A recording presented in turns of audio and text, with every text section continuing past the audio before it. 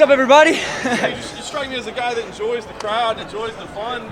Brief workout today. Any reason you kept it light today? Oh, just short, making weight today, have the weigh-ins tomorrow, so just keeping it light, fun, and then you have the music going, so that was cool. Everybody's pumped up.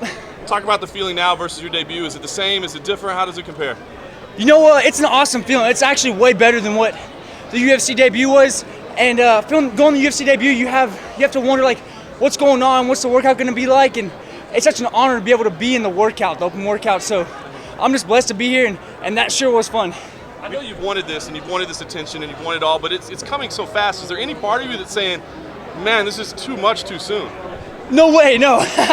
There's no part of me that says that. I want more. So if I get to fight next month and I'm safe and protected and injury-free, I'm ready to fight next month. After you spent time in Montreal, tell us about that experience. Yes, sir. So it was an awesome experience. I went up there for a week, got to train with GSP, Roy McDonald, a bunch of awesome, talented guys up there at TriStar. So I only stayed for 1 week because I have schoolwork at Texas A&M University. So I had to come back, take some tests, and then after this fight, it looks like I'll be going back to TriStar again. And I actually have Mr. Zahabi coming down. He's going to be in my corner for the fight, so along with my other coaches. When you say going down there again, on a permanent basis, or I'll be going back down to TriStar after my fight here this Thursday, just to train there for a little bit, like a week or so, come back another week or so. So going back and forth, and I still have school down here, so at Texas A&M, so I have to stay down here for just like take my tests, take the quizzes, the schoolwork, me and my professor, then be able to travel some too. You've been considering taking a break from school. Are you going to, or are you going to stick with it? So I'm really trying to find out exactly how everything keeps going, taking one fight at a time. And then very possibly in the future, I might take a break from school, train full time. So after your win, your UFC debut, spectacular win. I think some people were expecting a more high-profile opponent, perhaps a bigger name. But how do you view Cody Pfister as an opponent? Do you think like maybe you should get someone a little bit more well-known? No. So actually, I would like to take one fight at a time. So it's an honor to be back this soon. It's only been 2 months since October 3rd in my UFC debut. So me getting to fight so soon, that's a huge opportunity. Taking one fight at a time, not rushing anything. So obviously I don't want to fight. I'm not going to go out there not wanting to. Sure, I would love to, but not going out there to fight the top 10 guys right now or anybody up there, the number one guy, the champion, because I still have a lot to learn. So I'm taking one fight at a time and going slowly. Since you're taking all of this in your stride, it's only your second fight in the UFC, you're getting so much attention. What's been the toughest challenge for you so far as a UFC fighter? Oh, thank you. So I would say toughest challenge is getting used to all the media, and it's definitely, I'm having fun doing it, so I wouldn't really consider that tough. I'm still learning everything about it, and what makes it fun is that the UFC is so organized. When they have something planned, when you have an interview planned, or what's going on at this time or where it's at, so that just makes it all the better and more fun. You just get pretty much in stride when he accused you of steroid use. Is that something that you've had to deal with before?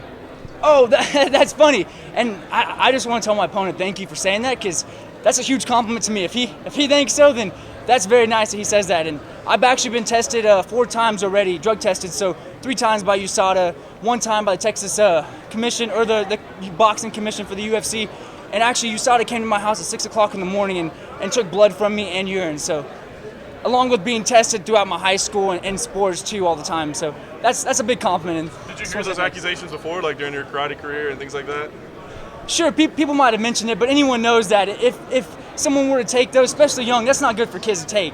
And anybody young, I'm only 19 for one thing, plus it all, it stunts your growth plate, stunts your growth, so that way you can't grow any taller, you can't physically, it's just horrible for kids, so. Well, considering the attention you've garnered, it seems like you've got a bit of a target on your back now. It's like you're the guy that everyone in your division wants to beat, How do you feel about that, about being thrust into a point where like everyone just wants a shot at you? Oh, that's very very awesome actually. So I guess the more people wanting to fight me, that's very nice. It's great for me because I want to be able to have as many fights as I possibly can and be able to fight as soon as possible and obviously be well prepared for my fights. And I'm just very thankful that anybody wants to mention me or be able to fight me. I've only had 1 fight in the UFC, so that's also a compliment. It doesn't get to you at all that these guys just want to fight you? I mean, like, you don't take it personally at all that you're the guy that all of a sudden they're targeting? No way. So I'm in the sport, the UFC. So this is a sport about fighting, MMA fighting. So if someone wants to fight me or someone wants to fight someone else, it's an MMA sport. You're there to fight each other, so I get it. You mentioned Or makes you mad? my fight. So if you were to have a loss, would you consider backing away from fighting some, or I mean, it doesn't seem like you have a long-term game plan. You said it doesn't consider. It doesn't seem as though you have a long-term game plan. So I'm just wondering what your ultimate goals are. Well, like you said, if something were to happen, as it would be with anybody, for instance, Ronda Rousey just fought Holly Holm, and nobody expected that would happen to happen. So I'm sure that Ronda Rousey's going to come back and be stronger than she was before, training harder. So that's how it works. If something happens, and then not just me, but any fighter, I'm sure will go out there and train the hardest they have, harder, to try to make their technique better, every single thing, any mistake they made better. So you said it's not a long-term thing, but I am looking at it as a long-term thing. I'm trying to have not only as many fights as I can right now, because you don't know when the end of your career could be, but also be able to hopefully be the UFC champion one day and like to be the youngest. So you've got a reputation for probably being the most enthusiastic man in the UFC right now. What annoys Sage Northcutt? Thank you. That's nice. Thanks. I like that. What annoys me? I don't know. I can't name something. I'm sure there's something, but I can't name something. So thank you. When's the last time you were mad? When I'm mad, Yeah, when's the last time you were mad? I can't think of a time. I'm sure there is obviously a time for that, but no. So how many times have you had a chance to watch your UFC debut? And is there anything that you feel like, something that you learned specifically, or anything you feel you could have done better? Well, you know how my UFC debut went down at UFC 192. I think it went just perfectly as planned, how it should have gone, and I don't think it really could have gone any better than what it went. So there's always something to correct in your game plan, even if it's let's say you're moving in your left big toes, not moving as fast as your whole foot or something. There's always little things to correct. So I'm always looking to correct those and make myself better, and hopefully I can show that this Thursday too. What was it particularly about the sport of MMA that drew you to it? Well, ever since I was the age of 9 years old, that's when I first started saying that I wanted to fight in the UFC and be a UFC fighter. So that was actually the time when, on the front cover of the Sport Karate magazine that I made as the youngest person, that's when I said that. And it's just watching GSP mostly growing up and all the other awesome fighters. It's like kind of who doesn't want to be able to fight like these guys? They're so incredible. They're so talented.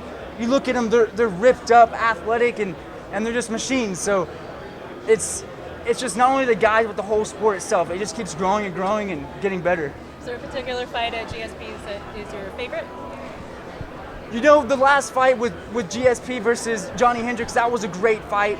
And they're both such incredible guys. And GSP's been in the sport for so long, so it's just so impressive how the fight went down.